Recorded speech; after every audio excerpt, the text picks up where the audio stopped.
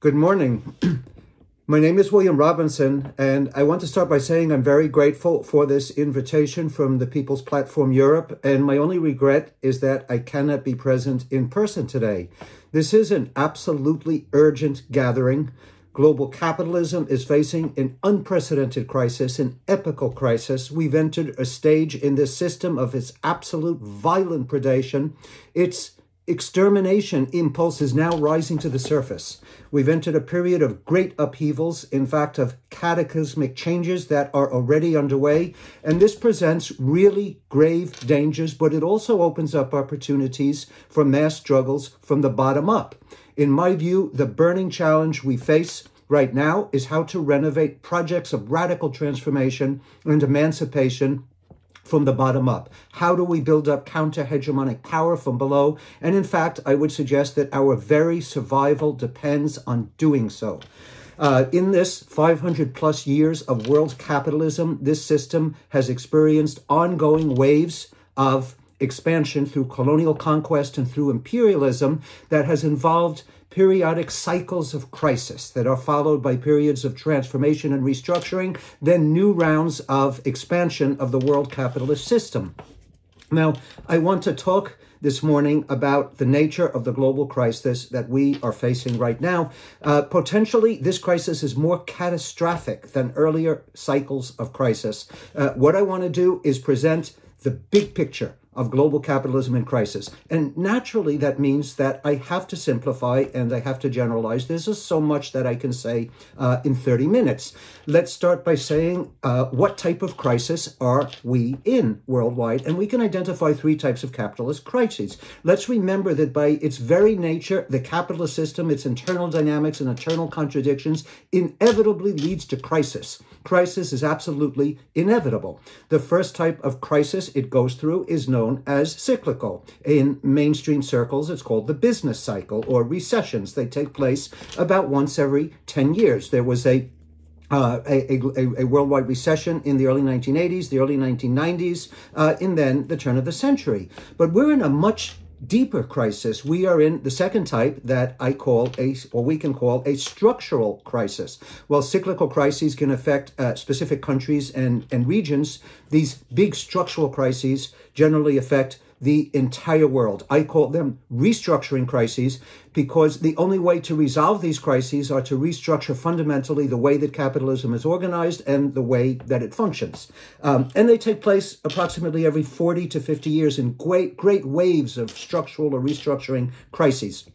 We can go back and identify the first one that we have data for, which was the 1830s. Then the first Great Depression of the 1870s into the early 1890s was the next structural crisis. Then came the Great Depression of the 1930s. And this was followed by the last great structural crisis in world capitalism of the 1970s.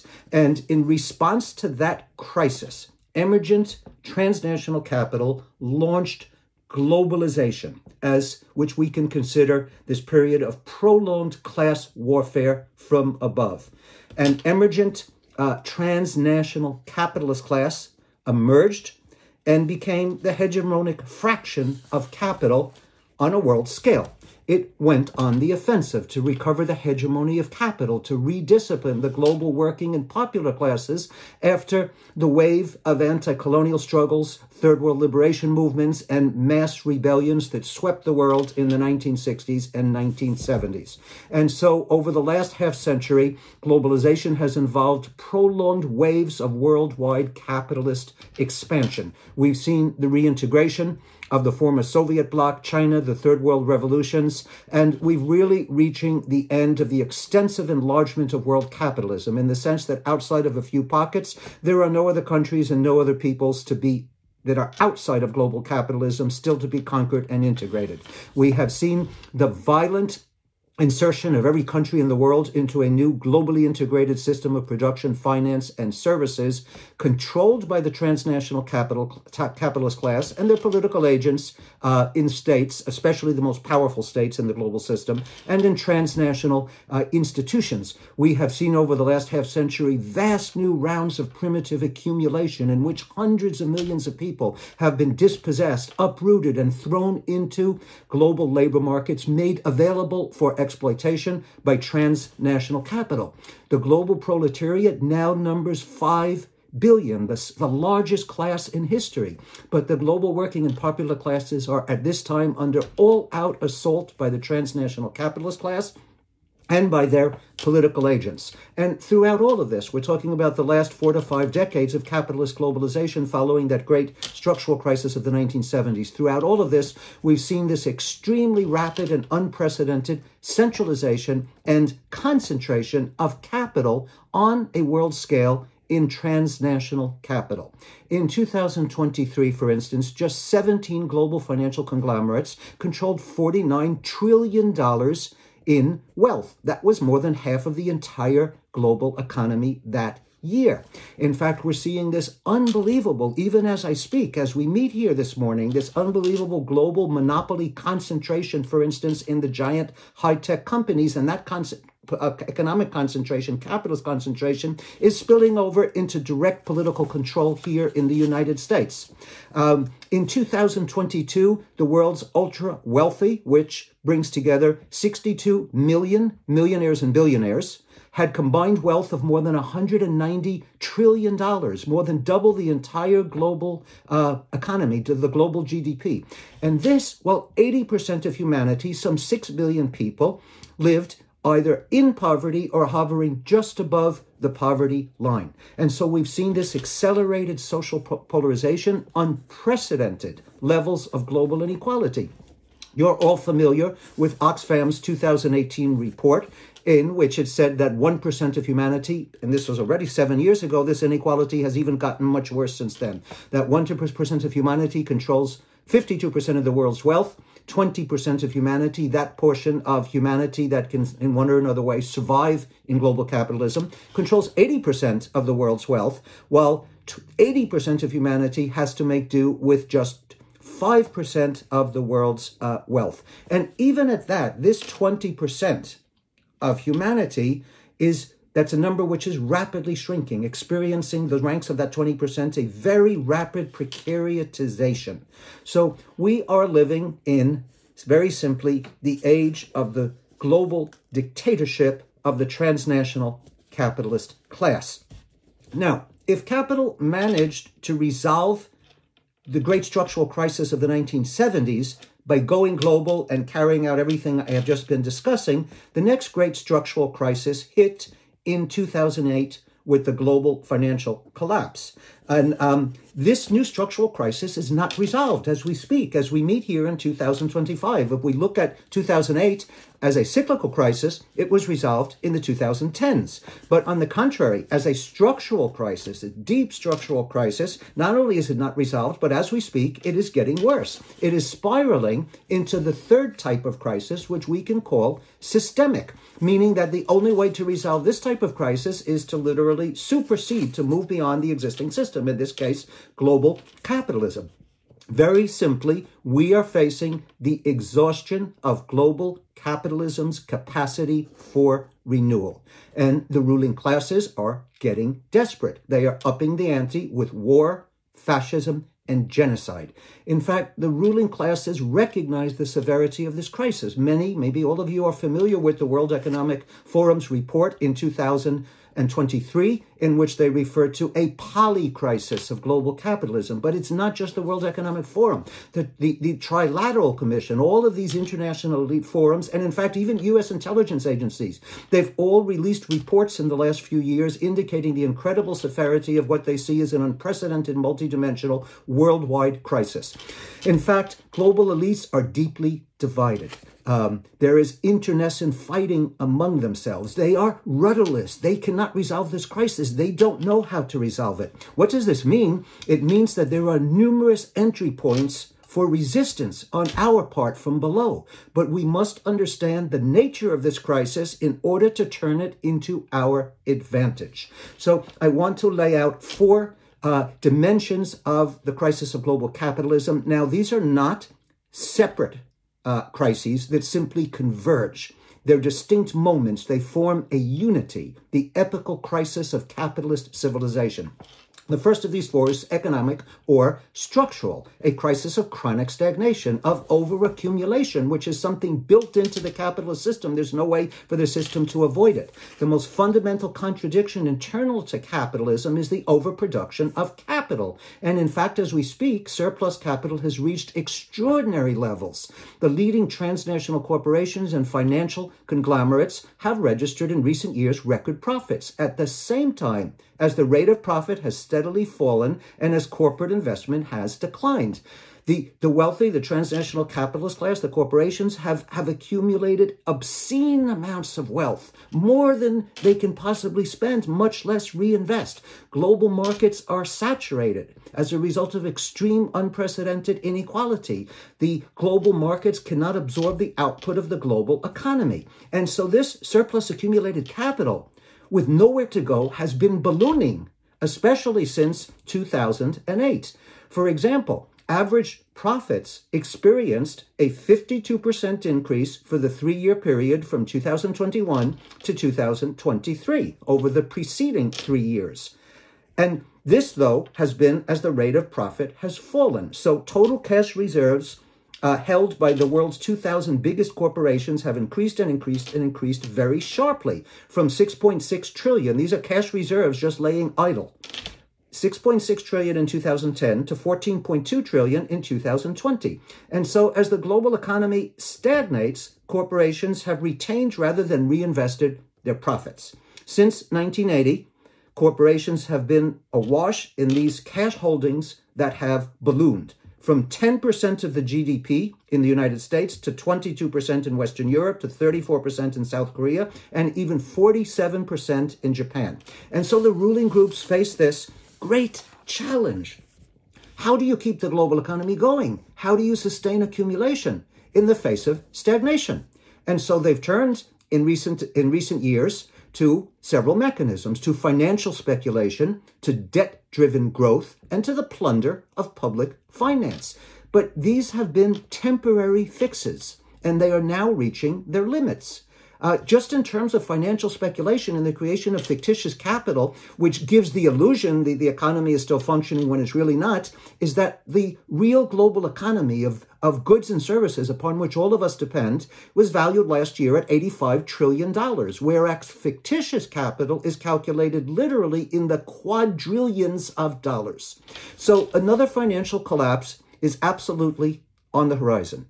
And enormous pressures are building up to unload that surplus, to violently crack open new spaces for profitable investment around the world. And this leads the system to become ever more violent, predatory, and reckless. We are in the midst of a new deadly wave of extractivist accumulation around the world, a new round of global enclosures. And also, as a response to this crisis and stagnation, we've seen a deepening of what I term militarized accumulation and accumulation by repression.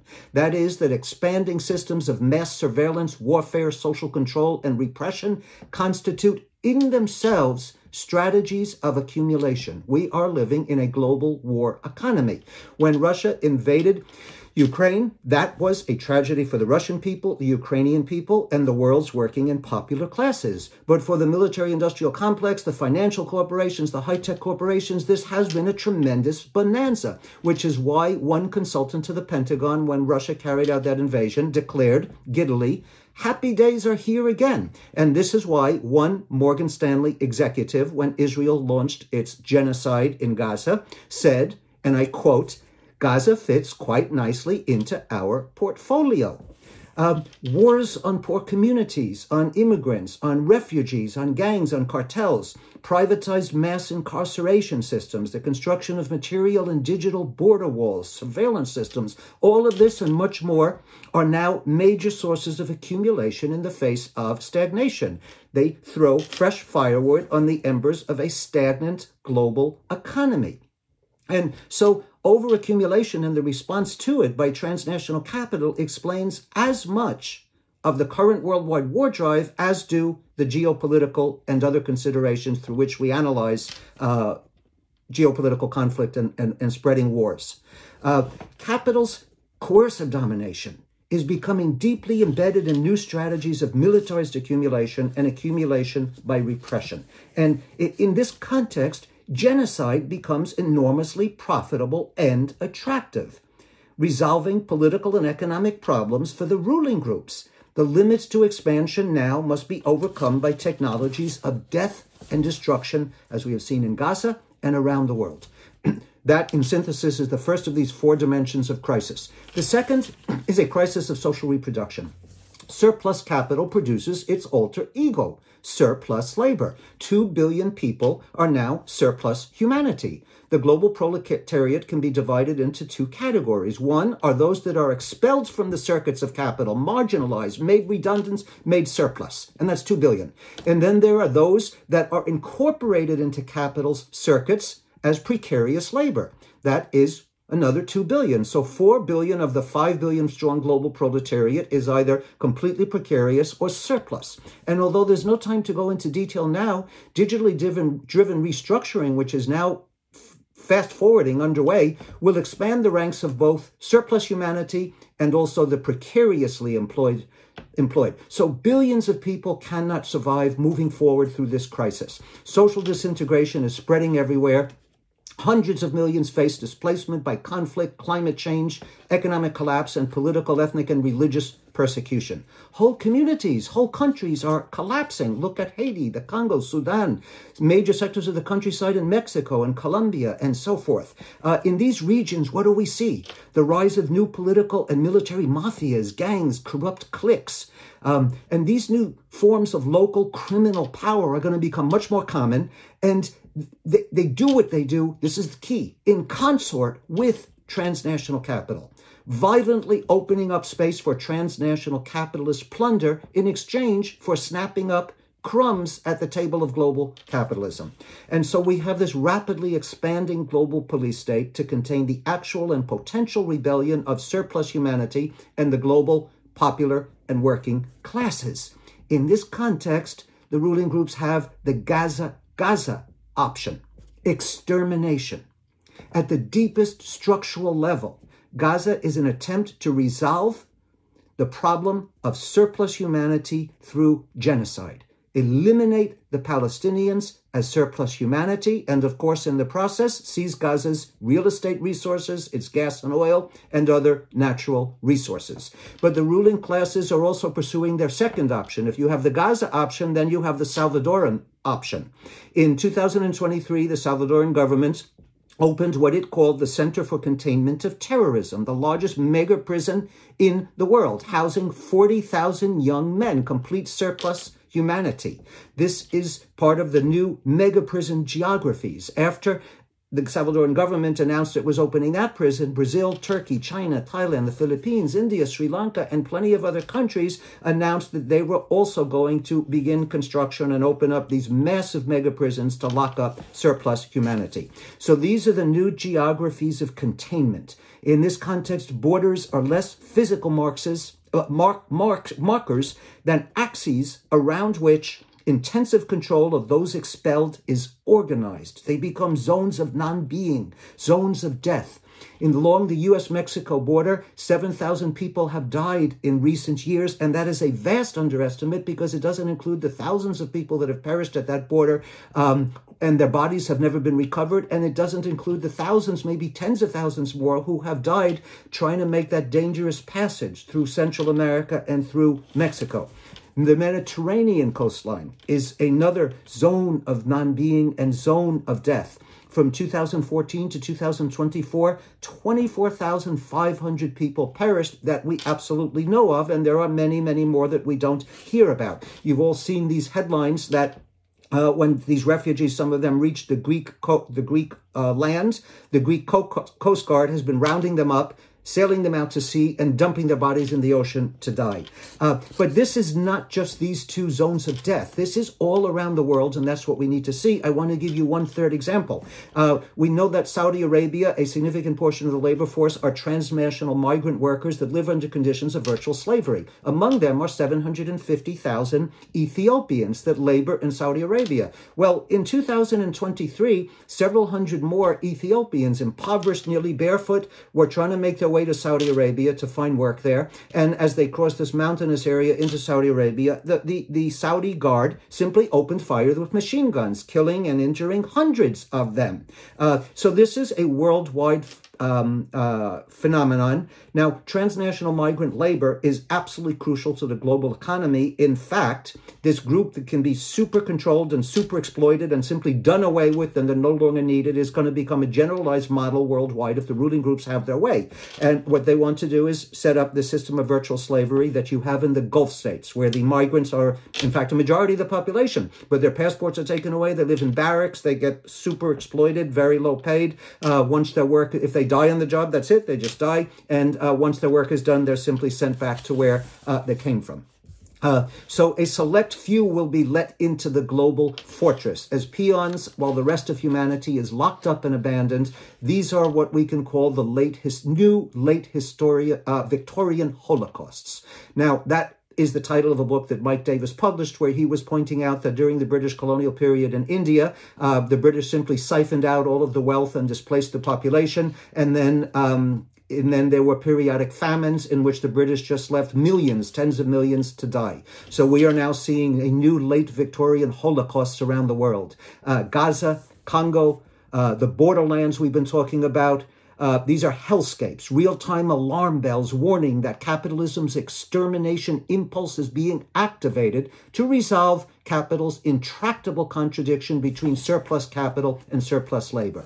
And finally, I'll say very quickly on this crisis of social reproduction, let us note that global capitalism increasingly turns female proletarians from producers of labor power required by capital into producers of supernumeraries for which capital has no use. Female labor, already devalued when it is unwaged, is further devalued and women denigrated as the function of the household economy moves from rearing labor for incorporation into the circuits of capital to rearing supernumeraries. So there's an ever greater degradation and devaluation of female proletarians in these times of epochal crisis. And this involves deep structural processes that combine with cultural and political processes to breed these pandemics of degradation, misogyny, martial masculinity, aggression and violence against women, aggravating the worldwide crisis in gender relations as part of the crisis of social reproduction.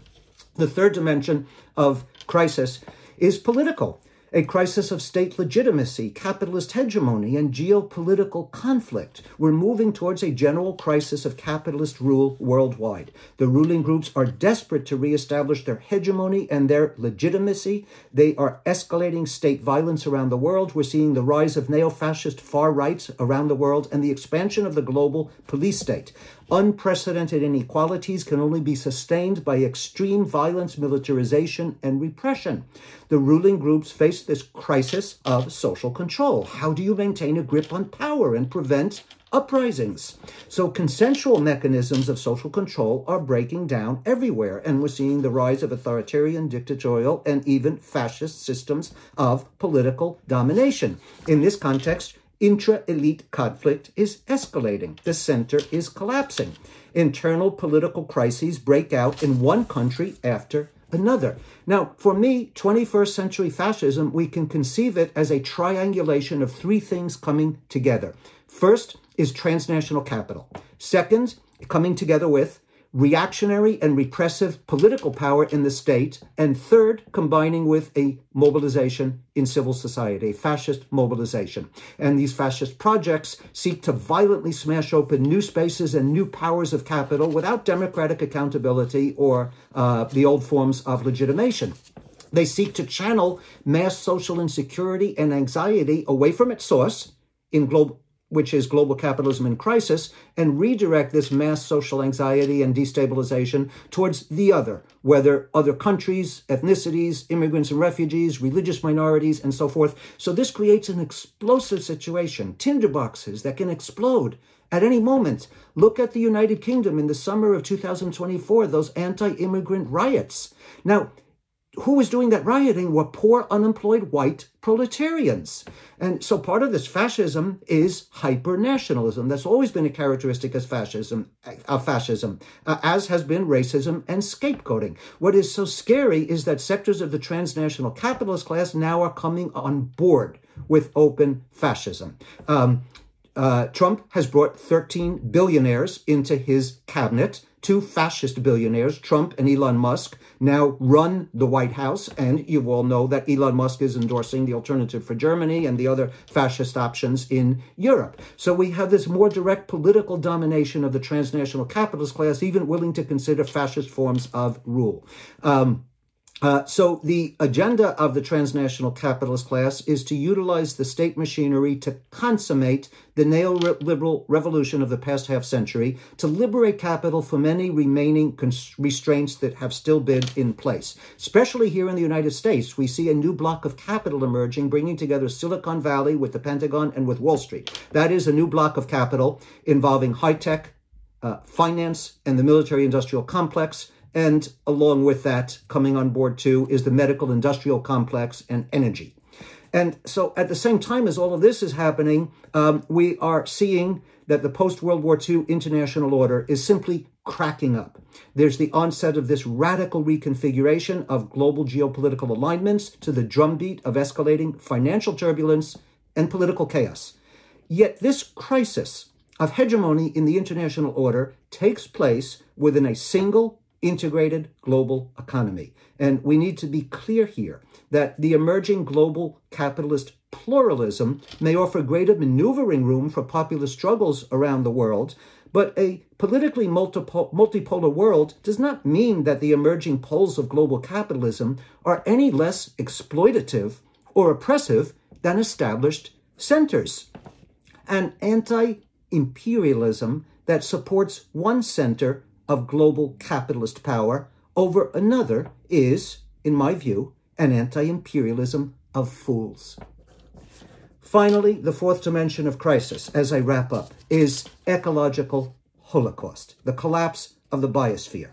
Each round of expansion of world capitalism in recent centuries has been more catastrophic than the previous ones for the planetary ecosystem. But all of this is building up to a critical mass.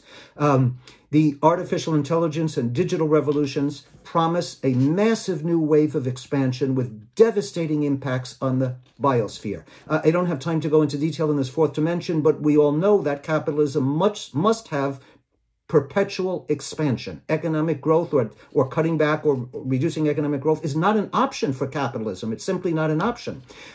So the frontiers of appropriation are closing. They are becoming exhausted. We have a situation where the infinite process of capital accumulation runs up against the finite character of the biosphere. And I won't go into any more detail on that. I need to wrap up now because I've promised to speak no more than 30 minutes. This analysis has been somber. I realize that. But remember, the more we understand the beast of global capitalism, the better we are equipped to confront it. An objective analysis is the first step in devising our fight back in these times of epochal crisis. So in conclusion, I have to say something about the options for resistance. That's the most important. And here is where I really very much regret not being able to participate in person, because that's what we must be debating, how to resist. A global revolt has been underway. Unrest is escalating everywhere. Mass disaffection is simmering below the surface. All of this is a tinderbox, as I mentioned. The ruling groups fear mass uprisings. They are preparing for them through the global police state by criminalizing dissent and resistance and so forth. In sum, global capitalism's extermination impulse will be restrained only to the extent that we resist. Never has the slogan, resist to exist, been more opportune and appropriate. Now, by way of conclusion, I want to say that I have a book which is in press. It will be out later this year. And I want to conclude by reading a very brief passage from the very last section of that book. And so this is a direct open quotes, and read this little passage. There is a rapid political polarization in global society between poorly organized and ideologically inchoate counter-hegemonic forces and an increasingly well-organized far right as the center collapses. There have been sustained bursts of global protest around the world, coming in waves, first at the turn of the century with the rise of the global justice movement, then in the wake of the 2008 financial collapse, and then again on the eve of the COVID pandemic. The global revolt, however, has spread unevenly and faces many challenges, including fragmentation, absorption by capitalist culture, and for the most part, the lack of a coherent left ideology and a vision of a transformative project beyond immediate demands. If capitalist crises are times of great upheavals and suffering for millions of people, they also shatter complacency and activate mass struggles. How to develop the subjective and organizational conditions that would allow the mass of oppressed humanity to take advantage of the objective reality of the epochal crisis of global capitalism, to push forward anti-capitalist emancipatory projects. The most remarkable and despairing aspect of the global revolt is the absence, for the most part, of organized left leadership that could amalgamate within and beyond borders the diverse movements into a program for confronting global capitalism with an emancipatory project of transformation. Yet, a socialist-oriented left that could give some direction to the mass revolts should not and could not be anything like the 20th century worldwide socialist left, with its debilitating top-down vanguardism and patriarchal authoritarianism. When the left has come to power in recent years through institutional means, it has too often acted to contain popular struggles, as we have seen in the so-called pink tide in Latin America. In power, it has tended to accommodate itself to transnational capital by absorbing rebellions into the capitalist state and the hegemonic order, acting as transmission belts for the structural power of transnational capital and neutering the anti-systemic potential of one uprising after another. What a renewal of the left could or should involve is a discussion for elsewhere. I believe we do need political organizations that cannot be collapsed into social movements, as well as the inverse, mass social movements autonomous of political parties and independent of states. Any renovated left would have to rethink the relationship between social movements, political organizations, and states, and how it could play the role of articulating the struggles and demands of the popular classes, bringing them to the political arena without commandeering them, much less subordinating them to the institutions of the capitalist state. We cannot transform the world by simply occupying the capitalist state and expecting that this state can be used to overthrow the rule of capital and transform society from above. On the other hand, we cannot simply ignore the question of state power, yet in the larger picture, the only justification for occupying the capitalist state is to destabilize and dismantle it from within. We have a lot to learn from Rojava, with its model of democratic confederalism, from the Zapatistas and other such experiments in local emancipatory struggles that place bottom-up autonomy and the struggle against patriarchy at the front and center. But also, there is a lot to debate. Autonomy and popular power at the local level is of critical importance, but we cannot leave the macro levels and the states that dominate them free of anti-capitalist, anti-systemic challenges. The two need to come together as we try to figure out the balance between developing local autonomous popular power and challenging the capitalist state in its own space. So thank you very much. Again, I regret I cannot be with you this morning.